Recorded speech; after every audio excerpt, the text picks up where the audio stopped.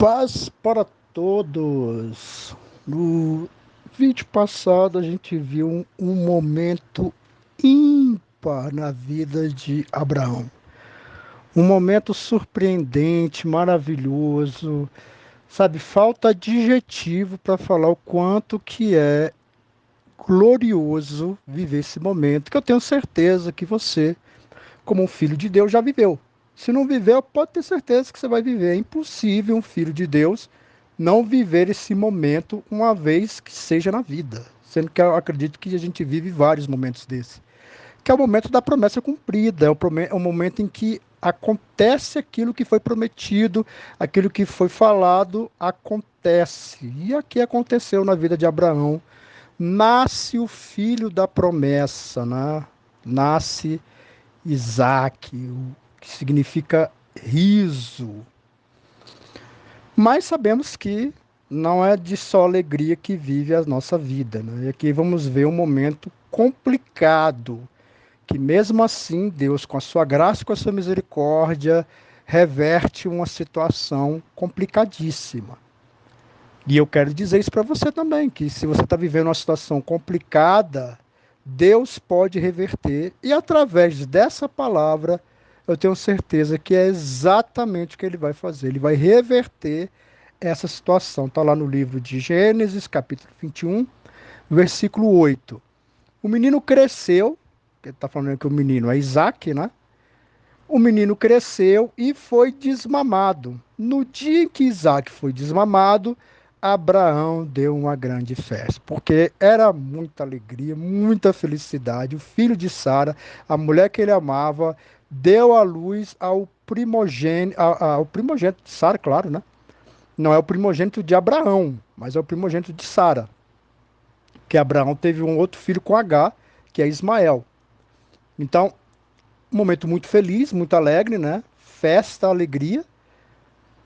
Mas acontece algo muito chato nessa festa, que é algo que eu gostaria que você prestasse atenção, porque em momentos de alegria, de contentamento, de felicidade, às vezes acontecem coisas bem desagradáveis, né? E você tem que aprender a lidar com essas coisas. Versículo 9: Sara, porém, viu que o filho que Agar, a egípcia, dera a Abraão, estava rindo de Isaque. Então, vamos lá, tá aqui aquela festa maravilhosa, alegria para tudo quanto é lado. Só que Sara, ela vê Agar, que é a mulher que teve o filho com Abraão, que era sua escrava, né? Ela vê Agar e observa o filho de Agar, que aqui deve estar com uns 17, 18 anos, já é um rapazão.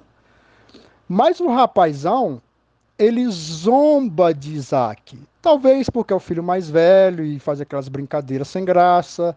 Talvez porque estava com ciúme do amor de Abraão para com Ismael. Até então, quem era o alvo do amor de Abraão era Ismael. Ismael é o filho mais velho, é o filho da herança, né? Porque até então, apesar de ele estar ouvindo direto as promessas de Deus, dizendo que o filho da promessa é o filho de Sara, mas dentro da cultura, o filho mais velho é que de fato herda tudo. É o que de fato tem a primazia, é o filho mais velho. No caso, o filho mais velho é Ismael. Por algum motivo, ele fez algum tipo de chacota, algum tipo de piada, talvez por causa do nome de Isaac, que significa riso. Então, ele fez algum tipo de piada, um momento de alegria, de festa, mas se empolga demais e faz a piada. E o problema de você ficar fazendo piadinha com os outros é que você nunca sabe aonde isso vai chegar. Esse aqui é o problema. Porque ele não tinha a menor ideia de onde podia chegar isso aqui. Até onde isso podia dar. E é isso que eu quero dizer para você. Às vezes, até aquele ditado, né? Que é eu perco o amigo, mas não perco a piada. Às vezes você perde bem mais que um amigo por causa de uma piada. Temos um caso recente, né? Que é o humorista, esqueci o nome dele aqui agora, fez uma piada sobre escravo, né? É uma piada, né? Apenas uma piada, porém, fez ele perder um programa de televisão, fez ele ser cancelado. Não, o programa de televisão ele perdendo por uma outra piada que ele tinha feito com uma pessoa com deficiência mental. Quer dizer, é um cara que não aprende, né? Já tinha perdido, Mas volta a fazer uma piada de novo.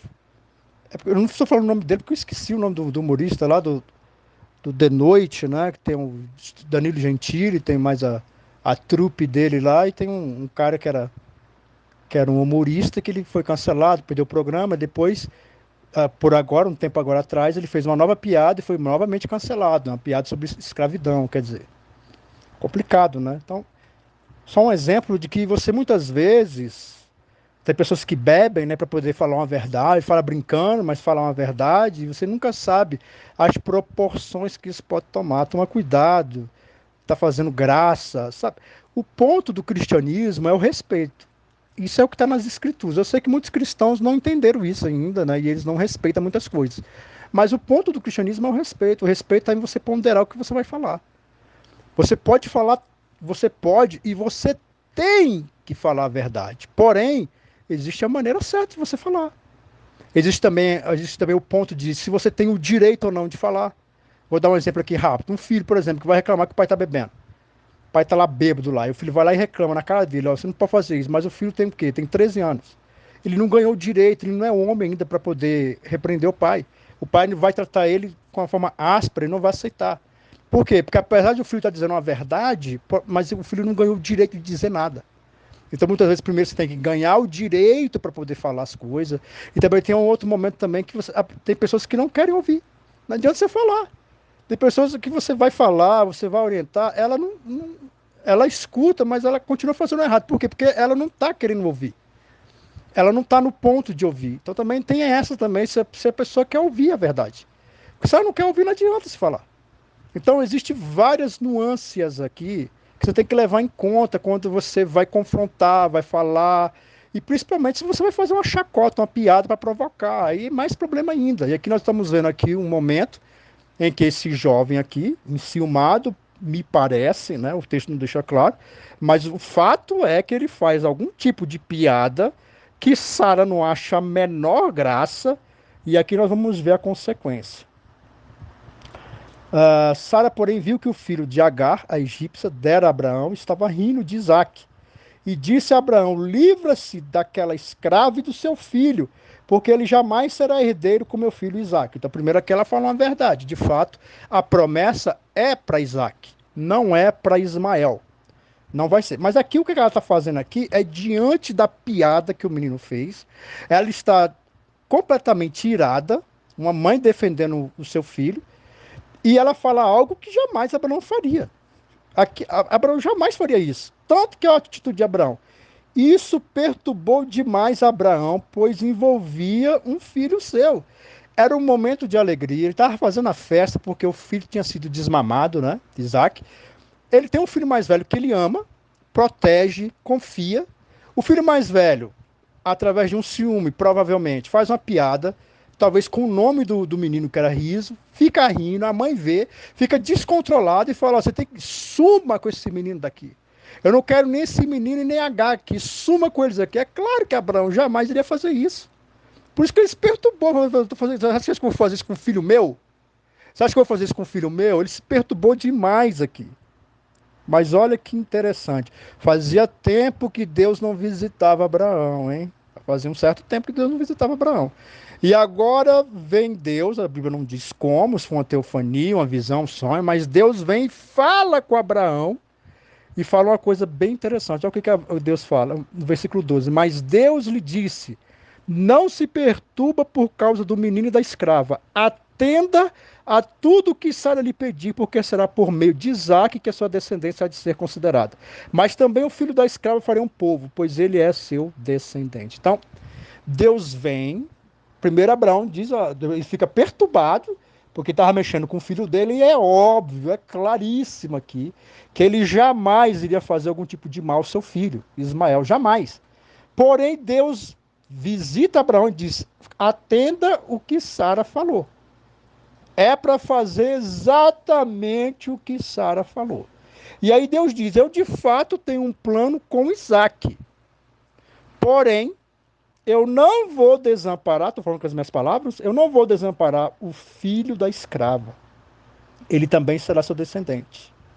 Abraão, crendo em Deus, Abraão jamais iria fazer isso, mas ele crendo no que Deus falou, Na manhã seguinte, Abraão pega alguns pães, estou lendo no versículo 14. Na manhã seguinte, Abraão pegou alguns pães e uma vasilha de couro cheia de água e entregou-os a Agar. E, tendo-os colocado no ombro dela, despediu-a com o menino. Ela se pôs o caminho e ficou vagando pelo deserto de Berseba. Então, ela aqui, uma mulher, ela jamais iria esperar. Eu sei que. Qual que é o ponto aqui? O ponto aqui é que, claro, Sara se chateou. Abraão vai ficar chateado por uns dias, mas logo tudo volta ao normal. Não foi isso que aconteceu. No outro dia, ela não sabia que Deus tinha visitado Abraão e tinha falado com ele. Ela toma essa surpresa, que Abraão expulsa Ismael e Agar, dá o suprimento para ela, claro, da viagem, e fala para ela voltar. E ela vai voltar para o Egito, de onde ela veio. Só que eu tenho certeza que jamais ela imaginou que ia tomar essas proporções. Eu tenho certeza que Ismael jamais passou pela cabeça de Ismael que a coisa ia chegar a esse ponto. Eu tenho certeza que Ismael deve ter chorado muito, porque ama o pai. Deve amar o filho também, o irmãozinho dele, só fez a chacota, talvez por estar enciumado. E tá agora ele indo embora. E esse é um ponto que eu quero chamar a tua atenção. Você não sabe as proporções que as coisas podem tomar. Às vezes você toma uma posição, toma uma atitude, mas você não tem ideia da proporção que as coisas podem tomar. Aqui ele jamais iria imaginar que ia chegar a esse ponto, mas chegou. E a Bíblia fala aqui que ela ficou vagando pelo deserto. Por que ela ficou vagando pelo deserto? Porque ela sabia que ela tinha que voltar para o Egito, ela já tinha na cabeça dela, só que toda essa parte emocional pode ter feito ela perder um pouco do caminho. Então aquela estava meio perdida. E você está perdido no deserto, com um suprimento que com certeza foi para uma viagem, né? Mas não é para a vida toda. Uma hora o suprimento acaba e ela perdida, com os sentimentos à flor da pele, o menino deve estar chorando, pensando em tudo isso. Então agora ela está aqui perdida, com o suprimento acabando. E no versículo 15 diz: quando acabou a água da vasilha, imagine, no deserto acabar a água. No deserto acabar a água, nós estamos falando aqui de um problemaço. Ela, versículo 15: quando acabou a água da vasilha, ela deixou o menino debaixo de um arbusto e foi sentar-se perto dali, à distância de um tiro de flecha, porque pensou: não posso ver o menino morrer. Sentado ali perto, começou a chorar. É interessante essa passagem aqui, porque nós estamos falando aqui de um momento sentimental muito agitado. Com certeza, H amava Abraão. Ela teve um filho com ele. Ela vivia com ele. Tinha toda uma vivência. E de repente ela perde tudo por causa de uma piada. Perdeu tudo. Tudo, tudo, tudo, tudo, tudo. A emoção flor da pele. E agora ela está vendo uma situação horripilante para ela. Está com a criança no meio de um deserto, perdida, sem suprimento, acabou a água. E quando acaba a água no deserto, não tem outra, não tem outra conclusão a não ser que a morte vai chegar. Ela, com um emocional muito grande, não queria ver o amor da sua vida, o seu filho, morrer. Então ela se afasta e ela começa a chorar. Quando acabou a vasilha da água, no versículo 15, ela deixou o menino debaixo de um arbusto, né? E provavelmente foi chorar. Versículo 16: e foi sentar-se perto dali a distância de um tiro de flecha, porque pensou: não posso ver o menino morrer. Sentado ali perto, começou a chorar, como afirma aqui no versículo 16. Versículo 17: Deus ouviu o choro do menino, e o anjo de Deus do céu chamou Agar e lhe disse: o que aflige, Agar?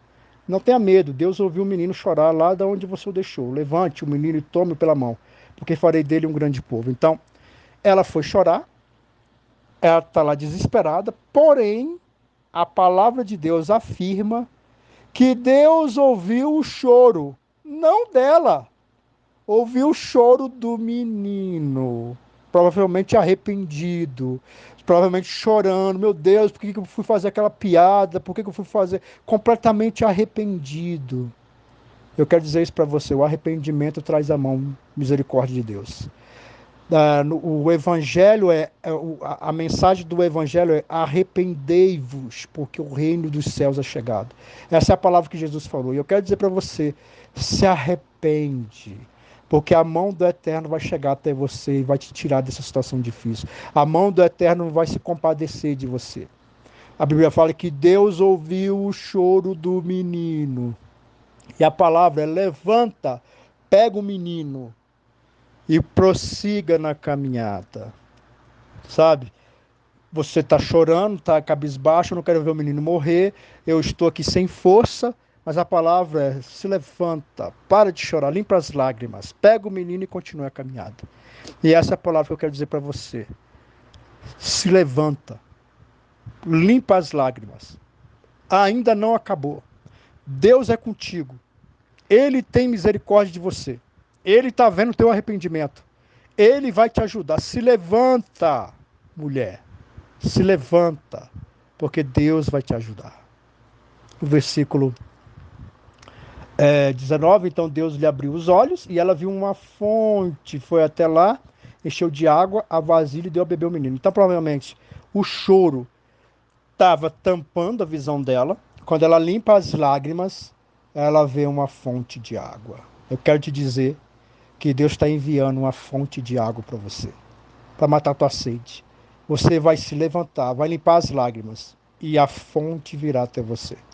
Você vai enxergar a fonte de Deus. E Deus vai fazer com que você continue sua caminhada e as coisas vão começar a acontecer de uma maneira que você não imagina. Deus estava com o menino, ele cresceu, viveu no deserto e tornou-se flecheiro. Vivia no deserto de Parã e sua mãe conseguiu-lhe uma mulher da terra do Egito. Então, lembra-se que na, próximo do Egito havia um deserto, né?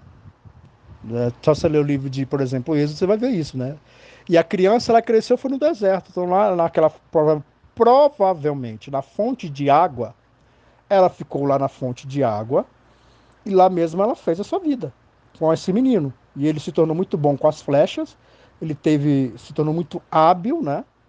A flecha, o flecheiro nessa época aqui, era algo muito bom. Por quê? Porque nas guerras se tinha muito, além da caça, além de várias coisas que você pode usar com a flecha, mas a parte da guerra, o armamento bélico melhor que existia era o flecheiro. Por quê? Porque o flecheiro não se cansava.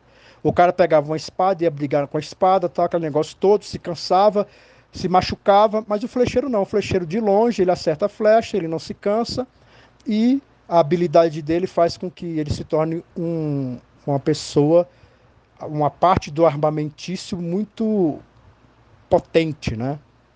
É interessante falar sobre isso. Nós estamos diante de uma guerra, né, de Israel, onde Israel quer destruir o Hamas, e o problema é que vai ser muito difícil, né? Na verdade é só Deus, porque o Hamas, ele não é apenas um povo, o Hamas é uma ideia. O que o Hamas quer? O Hamas quer destruir completamente Israel, tirar o direito de Israel de existir. Porém, Hamas é uma ideia. Por exemplo, qualquer pessoa aqui no Brasil, se passar a ter ódio de Israel, querer a morte de todos os israelitas, ele vai ser um Hamas, é uma ideia. Então, não é fácil destruir o Hamas, porque é difícil você destruir uma ideia. Nós não estamos falando só de um povo, nós estamos falando de uma ideia. Mas, aqui, voltando ao texto, né? O menino, ele vira um flecheiro, fica muito bom nisso, e próximo ali, com certeza, passou-se anos aqui, ela com certeza foi no Egito, lá ela buscou uma mulher para Ismael, e Ismael agora vai se tornar uma grande nação. Então, essa nação vai se tornar uma nação forte, e que é justamente essa nação que está contra Israel agora, nesse exato momento. Né? Os árabes lá que estão contra Israel é justamente descendência de Ismael. Eu quero te convidar a fazer uma oração, porque eu quero dizer para você que Deus está enviando uma fonte para você. Limpa as lágrimas dos seus olhos. Pode limpar as lágrimas dos seus olhos, porque Deus tem uma fonte para você. Feche seus olhos e ore comigo. Meu Pai, eu estou aqui diante de você, pedindo a Deus que o Senhor venha abrir os olhos dessa mulher, que ela venha ver, meu Deus, enxergar, entender que o Senhor é grande em misericórdia, é grande em poder, grande em amor. E o Senhor já preparou uma fonte para essa mulher, aonde ela vai suprir as necessidades dela. Aquilo que parecia ser a morte, parecia ser a derrota, parecia ser o fim, vai apenas se tornar um começo. Que o Senhor, meu Deus, venha levantar. Que o Senhor, meu Deus, venha aprumar os pés dessa pessoa, para que ela venha compreender que agora é o momento de caminhar. Não é momento de chorar. O choro já passou. Agora é limpar as lágrimas e enfrentar a vida. E a vida tem uma fonte de vitória. Abençoa com graça e misericórdia, é o que eu te peço. Amém.